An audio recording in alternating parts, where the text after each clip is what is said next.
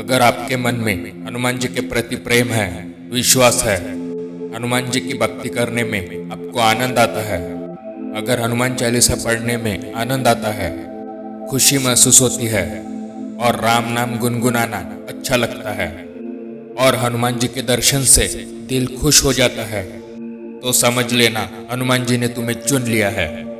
कवन सो काज कठिन जग माही, जो नहीं हो या तात तुम पाही।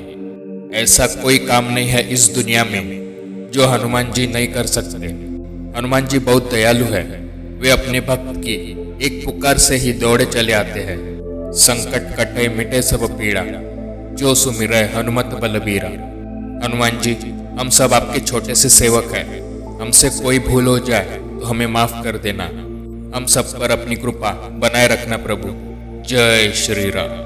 अगर आप चैनल पर पहली बार आए हैं तो चैनल को सब्सक्राइब जरूर कर देना। हनुमान जी से रिलेटेड वीडियोस आपको इस चैनल पर मिलेंगे। जो एक बार हनुमान जी के शरण में चले जाता है फिर उसको संकट तंग नहीं करता, परेशान नहीं करता और वो किसी बात से परेशान नहीं होता, क्योंकि हनुमान जी उसे हिम्मत देते हैं। तो ऐसा कौन सा संकट आया था इस भक्त पर और कैसे हनुमान जी ने इनके संकट का विनाश किया, आइए जानते हैं।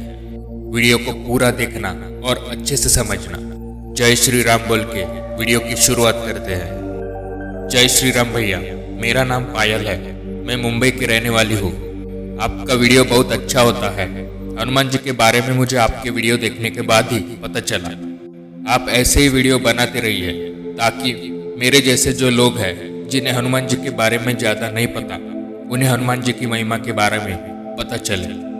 मेरे घर में मम्मी पापा थोड़ी सी पूजा करते थे। छोटा सा मंदिर है घर में, लेकिन ज़्यादा पूजा नहीं करते थे। मुझे भी ज़्यादा कुछ पता नहीं था हनुमान जी के बारे में। एक दिन मुझे अचानक पैसों की ज़रूरत पड़ी। मेरा सगा भाई हॉस्पिटल में एडमिट था। 5 लाख रुपए की ज़रूरत थी। मैंने बैंक में जाकर 5 लाख रुपए निकाले। मैं वो 5 लाख रुपए मेरे बैग में रखकर हॉस्पिटल के लिए जा रही थी। थोड़ा दूर जाने के बाद मैंने देखा कि मेरे पीछे एक बड़ा सा बंदर आ रहा है। मैं थोड़ी घबराई, लेकिन मैंने उस बंदर की तरफ ध्यान नहीं दिया और आगे चलने लगी। करीब आधे घंटे बाद मैंने पीछे मुड़कर देखा तो वह बंदर अभी भी मेरे पीछे पीछे आ रहा था। मुझे डर लगने लगा क्योंकि वह बंदर दिखने में काफी बड़ा था और मुझे समझ में नहीं आ रहा था कि वह बंदर मेरे पीछे पीछे क्यों आ रहा है। मैंने उस बंदर को एक बार गुस्से से इनकार किया कि यहाँ से चले जाओ, लेकिन वह बंदर नहीं माना। वह तब भी मेरे पीछे पीछे आ रहा था। फिर मैं एक ऑटो में बैठ गई। ऑटो वाले भैया को बोला कि भैया आप जल्दी चलो हॉस्पिटल में, मेरा भाई एडमिट है। थोड़ा दूर जाने के बाद मैंने पीछे देखा तो वो बंदर अभी भी मेरे पीछे आ रहा था। मैं डर गई ज़्यादा। मुझे समझ में नहीं आ रहा था कि ये बंदर मेरे पीछे पीछे क्यों आ रहा है। मैंने फिर से उस बंदर को गुस्से में इशारे से कहा कि चले जाओ यहाँ से, मेरे पीछे मत आओ, मुझे परेशान मत करो। जैसे ही मैंने मन में कहा कि चले जाओ, मुझे परेशान मत करो, वैसे ही वह बंदर रुक गया और वहाँ से चला गया। फिर उसके बाद वह मेरे पीछे नहीं आया।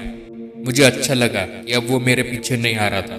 थोड़ा सामने जाने के बाद ऑटो अचानक रुक गया। ऑटो वाले ने कहा, दीदी आप दूसरे ऑटो से चले जाइए, ऑटो अब शुरू नहीं हो रहा है। मैंने ठीक है कहा और ऑटो से नीचे उतर गई। जैसे मैं नीचे उतरी वैसे ही ऑटो शुरू करके वह ऑटो वाला चला गया। मेरी बैग जिसमें 5 लाख रुपए थे वो भी वह ऑटो वाला लेकर भाग गया। मुझे समझ में नहीं आ रहा था अब मैं क्या करूं। तभी मुझे घंटी सुनाई दी मंदिर की। मैं वहां गई तो वह हनुमान जी का मंदिर था। मैंने हनुमान जी को सारी बातें बताई। तभी मेरे फोन में अलार्म बजने लगा। मैंने गलती से अलार्म सेट किया था तो वो अलार्म बजने लगा। मैंने अलार्म बंद किया तो अपने आप यूट्यूब ओपन हुआ और सबसे पहले आपका ही वीडियो आया था भैया। मैंने वह वीडियो पूरा देखा। उसमें बताया था कि हनुमान चालीसा में कितनी शक्ति है और हनुमान जी ने कैसे उस भक्त का संकट दूर कर दिया। वह वीडियो देखने के बाद मुझे लगा कि मैं भी हनुमान चालीसा पढ़ लेती हूँ। अभी मंदिर में आ गई हूँ तो पढ़ लेती हूँ। मंदिर में हनुमान चालीसा लिखी थी तो मैंने उसी में देखकर पढ़ लिया। भैया मैं झूठ नहीं बोल रही हूँ। जैसे ही हनुमान चालीसा पढ़कर खत्म हुई वैसे ही मुझे वह बंदर जो मेरे पीछे पीछे आ रहा था वह उस मंदिर में जो पेड़ था उस पेड़ पर दिखा। मैंने हनुमान जी की मूर्ति को नमस्कार किया, हाथ जोड़े और देखा तो वह बंदर वहां नहीं था। पता नहीं 1 मिनट में अचानक कहाँ चला गया। हनुमान चालीसा पढ़ने के बाद मेरा मन शांत हो गया। अंदर जो घबराहट हो रही थी वो अब नहीं महसूस हो रही थी। मेरा बैग जिसमें 5 लाख रुपए थे वो ऑटो वाले भैया लेकर भाग गए थे। लेकिन पता नहीं, मंदिर में हनुमान जी के दर्शन करने के बाद और हनुमान चालीसा पढ़ने के बाद मुझे डर नहीं लग रहा था और चिंता भी नहीं हो रही थी कि अब मेरे भाई का क्या होगा। पैसे भी नहीं है। ऐसा लग रहा था जैसे कोई अदृश्य शक्ति मुझे कह रही थी कि चिंता मत कर, मेरे होते हुए कुछ भी बुरा नहीं होगा। और मुझे अंदर से हिम्मत मिल रही थी अपने आप। फिर मैं हॉस्पिटल पहुंची जहां मेरा भाई एडमिट था। वहां कुर्सी पर बैठ गई। वही मंदिर में जो हनुमान जी की मूर्ति थी वही मुझे मन में दिखाई दे रही थी। 10 मिनट हुए होंगे बैठे हुए। मैंने देखा कि वही बड़ा बंदर जो मुझे मंदिर में दिखा था और मेरे पीछे पीछे आ रहा था, वो मुझे खिड़की से बाहर दिखा और अपने हाथ इशारे में ऐसे कर रहा था जैसे मुझे आशीर्वाद दे रहा हो और कह रहा हो, सब ठीक हो जाएगा, चिंता ना कर। और तभी वह ऑटो वाला दौड़कर हॉस्पिटल आया और काउंटर पर जो मेरा बैग था जिसमें 5 लाख रुपए थे वो बैग रखकर जा रहा था। मुझे दिख गया तो मैंने उस ऑटो वाले भैया से पूछा, भैया आप यहाँ कैसे? तो उस भैया ने बोला, अरे बहना मुझे माफ कर दो, मेरी नीयत खराब हो गई थी तुम्हारे पास वो बैग देखकर। मेरे मन में लालच आया और मैं वह बैग लेकर ऑटो से भाग गया था। लेकिन एक बड़ा सा बंदर पता नहीं कहाँ से आया पीछे। वह मेरा पीछा कर रहा था। मैं जहाँ भी जाता वह बंदर मेरे पीछे पीछे आ रहा था। मैं बहुत भागा लेकिन उस बंदर ने मेरा पीछा नहीं छोड़ा। मैं काफ़ी डर गया और सीधा हॉस्पिटल आया जहाँ आपने बताया था आपका भाई एडमिट है। तो मुझे लगा आप यहाँ होगी तो मैं तुरंत यहाँ आया और आपका बैग काउंटर पर रख दिया। और यहाँ आने के बाद अब वो बंदर नहीं दिख रहा है, पता नहीं कहाँ चला गया। मैंने कहा, भैया चोरी करना पाप है, और वह ऑटो वाले भैया वहाँ से चले गए। फिर मेरे दिमाग की घंटी बजी।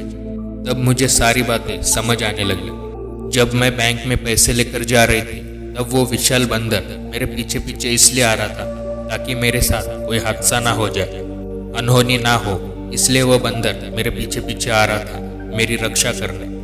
उसके बाद फिर जब ऑटो में बैठी तब भी वह बंदर मेरे पीछे आ रहा था। जैसे ही मैंने बंदर को इशारे से डांटा और मन में बोला कि यहाँ से चले जाओ और मेरे पीछे मत आओ, तब उसके बाद अचानक वो बंदर वहाँ से चला गया। और तभी वह ऑटो वाले भैया मेरा बैग जिसमें 5 लाख रुपए थे वो लेकर भाग गए। और मंदिर में भी वही बंदर दिखा था मुझे, और अब हॉस्पिटल में भी दिखा था और मुझे आशीर्वाद भी दिया। वो और कोई नहीं, हनुमान जी थे जो मेरी रक्षा कर रहे थे। और मेरे पैसों वाले बैग भी टाइम पर लौटाने हॉस्पिटल आए थे। उन्हीं की वजह से ऑटो वाले भैया बैग देने हॉस्पिटल आए थे। मुझे तब समझ आ गया कि हनुमान जी में और हनुमान चालीसा में कितनी शक्ति है। तब से मैं हनुमान जी को भाई मानती हूँ और रोज हनुमान चालीसा पढ़ती हूँ। आपका वीडियो ना देखती उस वक्त तो शायद आज मुझे हनुमान जी की महिमा पता ना चलती। आपका भी दिल से धन्यवाद भैया, ऐसे ही वीडियो बनाते रहिए। तो देखा दोस्तों, एक और असंभव कार्य को संभव किया हनुमान जी ने। एक बार हनुमान जी के होकर तो देखो, उसके बाद देखो हनुमान जी की महिमा। हनुमान जी अपने भक्त को कभी अकेला नहीं छोड़ते। हर कदम पर वायु वेग से आकर अपने भक्त की रक्षा करते हैं और सारा संकट दूर कर देते हैं। तो ऐसी है हमारे हनुमान जी की लीला, सबसे न्यारी। हमने पिछले वीडियोस में एक सवाल पूछा था, हनुमान जी अपनी शक्तियाँ क्यों भूल जाते हैं? इसका सही जवाब दिया है गौरी शंकर मीना, सुनंदा मित्तल, निवेदिता शर्मा, विश्वजीत रे, वंश, मानस दास, प्रेम शंकर। आप सभी का जवाब देने के लिए धन्यवाद। हनुमान जी की कृपा आप सब पर बनी रहे। अगर आप हनुमान जी को दिल से मानते हैं तो कमेंट में जय श्री राम जरूर लिखना।